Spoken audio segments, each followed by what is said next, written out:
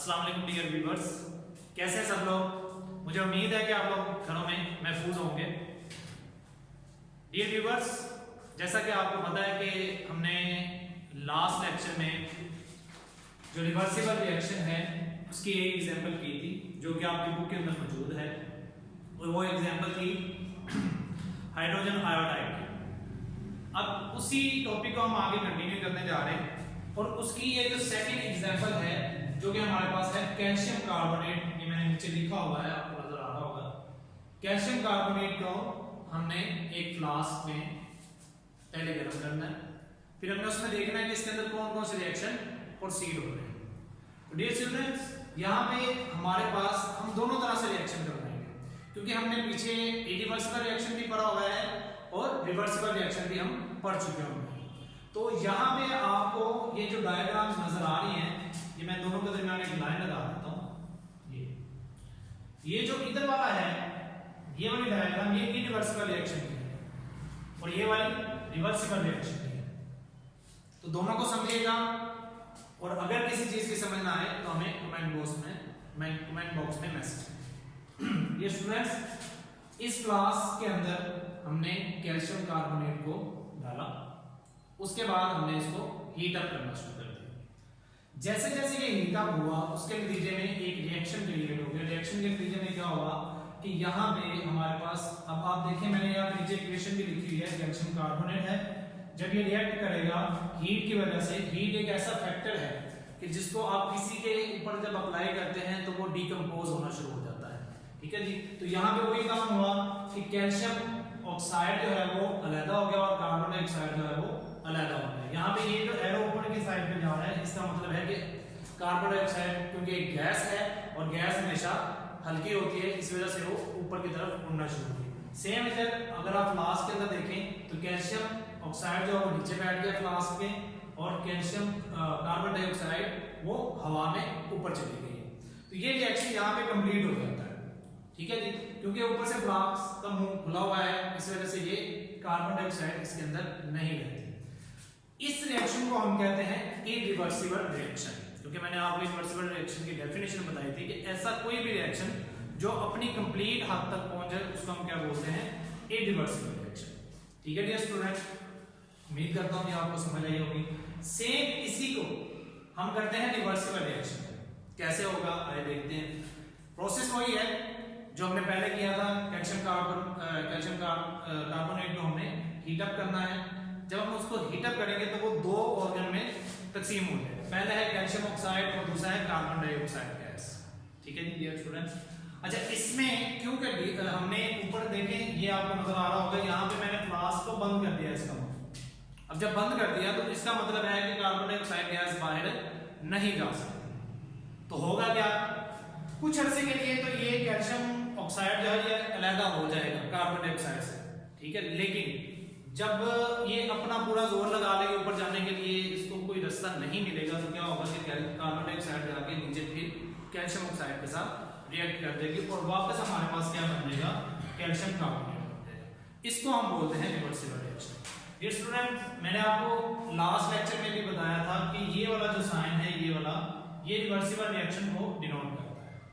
और reversible reaction में हमने पढ़ा था दो रिएक्शन होते हैं। एक हमारे पास होता है फॉरवर्ड रिएक्शन और दूसरा हमारे पास होता है रिवर्स रिएक्शन। ठीक है, फॉरवर्ड रिएक्शन मैंने आपको बताया था हमेशा आगे की तरफ बनता है, यानी कि इसमें हमेशा क्या होता है, प्रोडक्ट बनता है। ठीक है डियर स्टूडेंट्स, और रिवर्स रिएक्शन में हमेशा रिएक्टेंट्स बनते हैं। तो डियर स्टूडेंट्स, ये आपकी सेकंड एग्जांपल जो है यहाँ पे खत्म हो जाती है। आपकी बुक में भी सेम टू सेम ऐसे ही लिखा हुआ है जैसे मैंने आपको बताया है। अगर आप अपनी बुक से देखेंगे तो हमने यहाँ तक कर लिया था। आज हमने जो किया है वो ये एग्जांपल दिया है, यहाँ से हमने स्टार्ट किया। ठीक है डियर स्टूडेंट्स, और जब आप इसको घर पे बैठ के रीड करेंगे तो आपको अंदाजा होगा कि जो मैंने आपको बताया वो सारा इस बुक के अंदर लिखा हुआ है। आइए स्टूडेंट्स, इसी क्वेश्चन का हम नेक्स्ट पार्ट जो है उसको कंप्लीट करते हैं, क्योंकि मैंने आपको बताया था कि रिवर्सिबल रिएक्शन जो आपको क्वेश्चन आता है वो कहता है कि explain reversible reaction with the help of example and graphs. ठीक है जी। आए डियर स्टूडेंट्स, हम नेक्स्ट इसी को कंटिन्यू करते हैं जी। डियर स्टूडेंट्स, तो उसी टॉपिक को हम आगे कंटिन्यू करने जा रहे हैं। हमने एग्जांपल कर दी थी, इसका जो सेकंड पार्ट था ग्राफ वाला, वो मैं आज आपको समझाने जा रहा हूं। अच्छा, ग्राफ को समझने के लिए आपको 2-3 टर्म्स को समझना पड़ेगा ताकि आप ग्राफ को अच्छे से समझ सकें। तो इसमें देखिए, हमने अभी थोड़ी देर पहले एक एग्जांपल की जिसमें हमने ये देखा कि जो कैल्शियम कार्बोनेट था वो जब रिवर्सिबल रिएक्शन करता है उसके नतीजे में कैल्शियम ऑक्साइड और कार्बन डाइऑक्साइड गैस बनती है। रिवर्सिबल रिएक्शन का मतलब है कि ये रिएक्शन दोनों साइडों पे होता है, यानी फॉरवर्ड भी होता है और रिवर्स भी होता है। अच्छा, जब ये रिएक्शन फॉरवर्ड और रिवर्स होता है तो उसके नतीजे में एक इक्विलिब्रियम कायम हो जाता है। उस इक्विलिब्रियम को हम कहते हैं केमिकल इक्विलिब्रियम। ये ध्यान में रखिएगा। अब केमिकल इक्विलिब्रियम बेसिकली है क्या, इसको समझिए। इसकी डेफिनेशन आपकी बुक के ऊपर भी लिखी हुई है, लेक्चर के एंड में मैं इंशाल्लाह वो आपको दिखा भी दूंगा। कहते हैं कि जब कोई भी फॉरवर्ड रिएक्शन और रिवर्स रिएक्शन, फॉरवर्ड रिएक्शन और रिवर्स रिएक्शन का जो मिक्सचर होता है वो इक्वल हो जाता है एक दूसरे के, दोनों का कंबाइन हो जाता है, यानी कि फॉरवर्ड रिएक्शन का रेट और रिवर्स रिएक्शन का रेट वो दोनों सेम हो तो हम कहते हैं कि वो केमिकल इक्विलिब्रियम है। अब इक्विलिब्रियम की यहां पे उसमें 2 टाइप्स दी हुई है, ठीक है। एक स्टैटिक इक्विलिब्रियम है, दूसरा डायनामिक इक्विलिब्रियम है। अगर आपने 9th क्लास में फिजिक्स में चैप्टर नंबर 4 पढ़ा हुआ है तो आपने इक्विलिब्रियम की हालतें पढ़ी होंगी, अगर आपको याद हो उसमें आपने पढ़ा होगा। स्टैटिक इक्विलिब्रियम आपको इसके नाम से ही अंदाजा हो जाना चाहिए कि स्टैटिक इक्विलिब्रियम बेसिकली होता क्या है। ये एक ऐसा इक्विलिब्रियम होता है जो एक खास वक्त के बाद जाके रुक जाता है, कंप्लीट हो जाता है, उसको हम कहते हैं स्टैटिक इक्विलिब्रियम। स्टैटिक का मतलब है स्टे होना, ठहर जाना।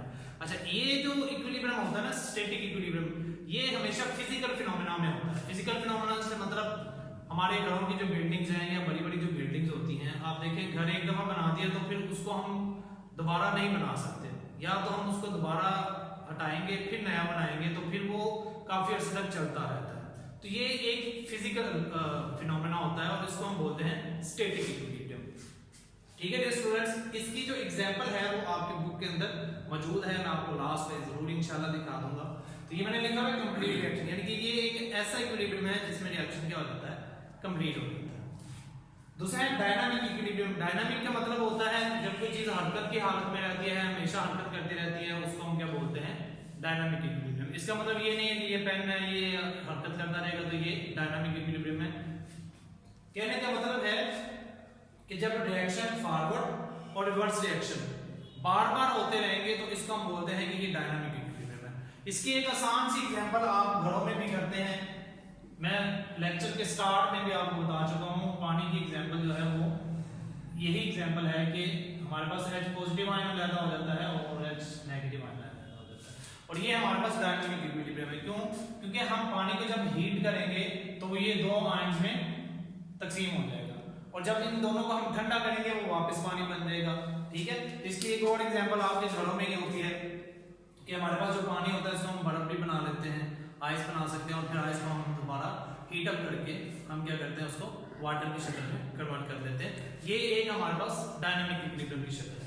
आए इसके ग्राफ की तरफ चलते हैं। पेपर में जब आपको सवाल पूछा जाता है कि what is reversible reaction, what is reversible reaction, तो उसके साथ साथ आपको ये भी कहा जाता है कि ग्राफ की मदद से उसको बयान करें।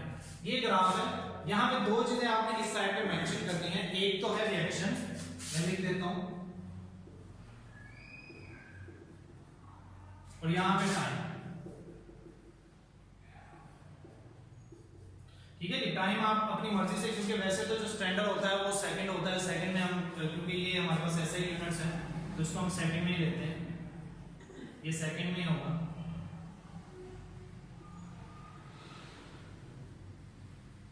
ठीक है, अब होता क्या है, ये जरा गौर करिएगा।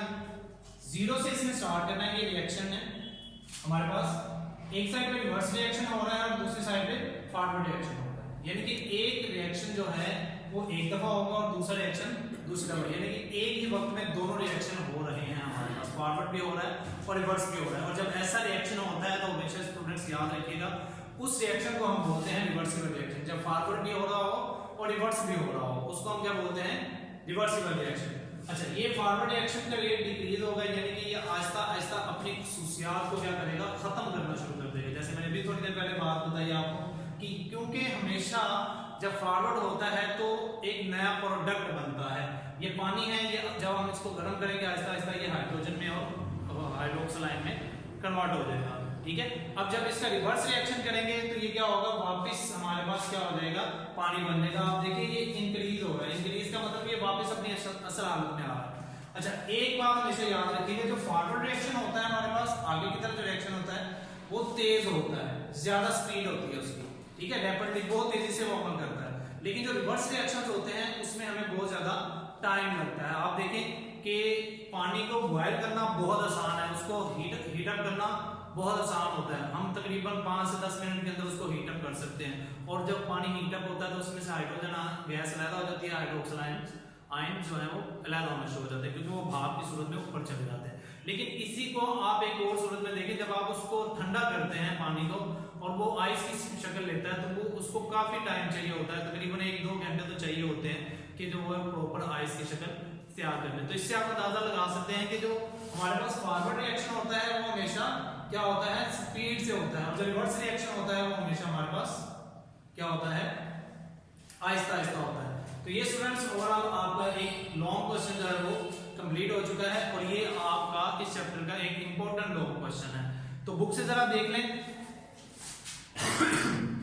मैंने अभी आपको केमिकल इक्विलिब्रियम का बताया है, ये डेफिनेशन लिखी हुई है केमिकल इक्विलिब्रियम की, इसको घर में आपने रीड करना है। अगर किसी बात की समझ ना आए तो आप मुझसे डिस्कस कर सकते हैं। इसी तरह ये नीचे देखें, आपको फर्स्ट पॉइंट है और ये सेकंड पॉइंट है। ये जो पॉइंट्स, सर ये पॉइंट पे जरा फोकस कीजिएगा। ये फर्स्ट पॉइंट जो है ये हमारे पास स्टैटिक इक्विलिब्रियम है और ये जो सेकंड पॉइंट है ये हमारे पास डायनामिक इक्विलिब्रियम है और ये इसकी ग्राफ की डायग्राम है। पेपर में अगर आपको ग्राफ का पूछता है तो आपने ये ग्राफ बनाना है, इसको अच्छी तरह से आपने देख लेना है। ये स्टूडेंट्स